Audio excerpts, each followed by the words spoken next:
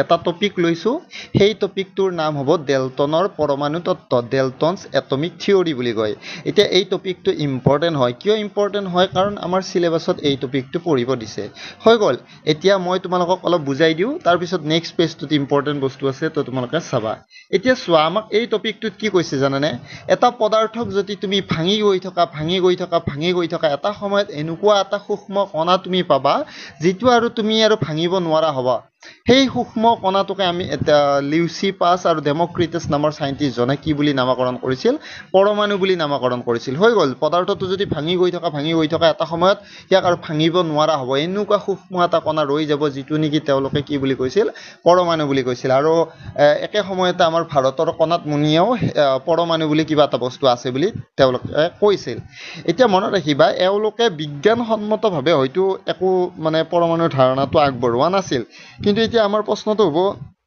যে পৰমাণু যে বুলি যে কিবা এটা বস্তু আছে সেইটো একদম বিজ্ঞানসন্মতভাৱে কোনে তাৰ কনসেপ্টটো আগবঢ়াইছিল সেইটো আমি এতিয়া নেক্সট পেজত পাম তো তোমালোকে চোৱা 1808 চনত ইংৰাজ বিজ্ঞানী জন ডেল্টনে বিজ্ঞানসন্মতভাৱে পৰমাণুৰ ধাৰণাটো আগবঢ়াইছিল এতিয়া চোৱা জন ডেল্টনে কোৱাৰ আগতে তোমালোকৰ ভাৰতৰ কণাত মুনি ডেমোক্ৰিটাছ লিউচি পাছ এইবিলাক সাইন্টিষ্টে তোমালোকৰ পৰমাণু আছে বুলি কৈছিল কিন্তু বিজ্ঞানসন্মতভাৱে কোনে প্ৰকাশ কৰিছিল 1808 চনত ইংৰাজ বিজ্ঞানী জন ডেল্টনে পৰমাণুৰ ধাৰণাটো আগবঢ়াইছিল এতিয়া ডেল্টনৰ ধাৰণাখিনিকে ডেল্টনৰ পৰমাণু তত্ত্ব হিচাপে জনা যায় এতিয়া ডেল্টনৰ যিটা পইণ্ট আছে যিটা পৰমাণু তত্ত্ব আছে তাতে 4টা পইণ্ট আছে তাৰ ভিতৰত মই দুটা দিছো দুটা তোমালোকে কিতাপৰ পৰা লিখি লবা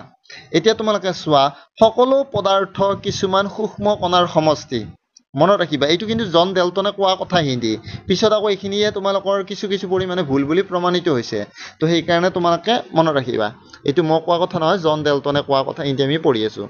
এতিয়া তোমালোকে চোৱা সকলো পদাৰ্থ কিছুমান সূক্ষ্ম কণাৰ সমষ্টি এই কণাবোৰ অবিভাজ্য এই কণাবোৰে সবচে সূক্ষ্ম আৰু ইয়াৰ ভিতৰত আৰু একো নাই বা ইয়াৰ আৰু ভাঙিব নোৱাৰি বুলি এনেকুৱা কৈছিল আৰু জন ডেল্টনে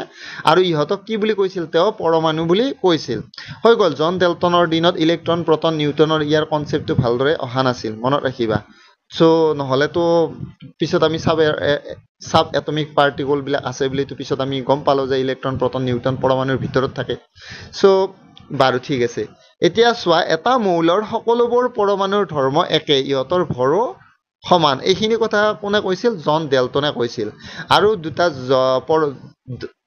জন ডেল্টনৰ পৰমাণু তত্ত্বত আৰু দুটা তোমালোকৰ পইণ্ট আছে সেইকেইটা তোমালোকে কিতাপৰ পৰা লিখি ল'বা এনেকুৱাকে তোমালোকে লিখিব লাগিব জন ডেল্টনৰ থিওৰিটো তোমালোকে পঢ়িব লাগিব হ'ব